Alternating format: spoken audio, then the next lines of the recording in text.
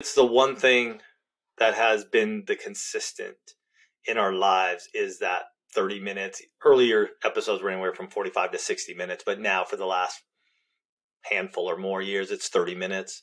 Um, it has been the biggest positive in our marriage. 30 minutes once a week, we get to talk. And we talk about all sorts of crazy things. And I think for us, it just allows us to hear where we're at. And we bring up these topics because we hear them from others in the one family. And then Elise and I are synthesizing it together. And it's really interesting to hear what she's saying at times because she'll put her marriage coaching cap on now. You know what I mean? And I'll just put sort of my storytelling hat on.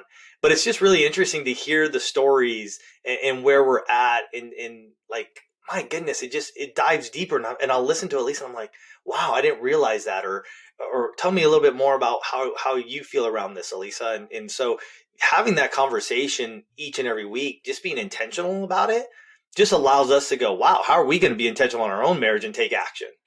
And it really has just been that consistent once a week. And truth be known, I really believe that if couples just took 30 minutes, had a conversation, and if you don't know what to talk about, go listen to the podcast and just start listening to it and go, well, Tony and Lisa just talked about this topic. Let us talk about this topic.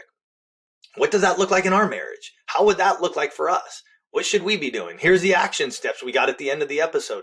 Go take some action around it, and go after it. And some of those conversations, I think, Frank, are those ones that they're touchy, and especially when we get into that sexual intimacy, going, well, I don't know how to talk about this, but you get to hear Elise and I talk about it. And it really does allow for folks to just go, wow, if Tony and Lisa talked about it like that, where am I at? And how can I express that to my spouse? And I have found it to be just so much fun. We have jokingly said, if the podcast ends, we either are going to have those 30-minute conversations, or we're going to have to get our own marriage coach once a week just to sit down and have those conversations. So to truthfully force us into that place of going, it is on our schedule.